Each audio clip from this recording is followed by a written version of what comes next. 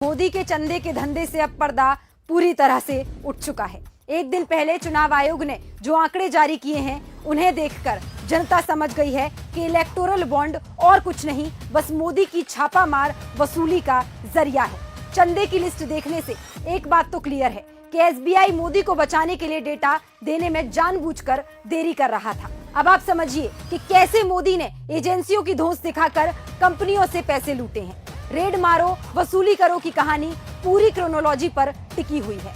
Modi ED, CBI, income tax जैसी तमाम जांच एजेंसियों से कंपनियों के यहाँ छापेमारी करवाते और फिर जब वे चंदा दे देती तो मामला सेट हो जाता।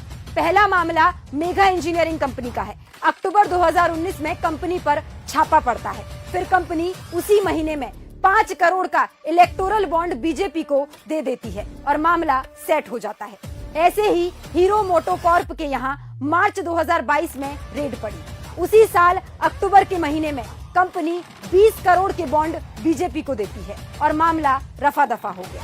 अब बात नवयुगा इंजीनियरिंग की, जिस पर अक्टूबर 2018 में छापा पड़ा। कंपनी डरी और मई 2019 में 30 करोड़ के बॉन्ड बीजेपी को देती है। फिर मामला एकदम पाक साफ हो गया। सन फार्मा कंपनी पर मई 2019 में छापा पड़ा और कंपनी ने उसी महीने 10 करोड़ का चंदा देकर मामला सेट कर लिया। रुंगटा सन्स प्राइवेट लिमिटेड का मामला भी कुछ ऐसा ही है।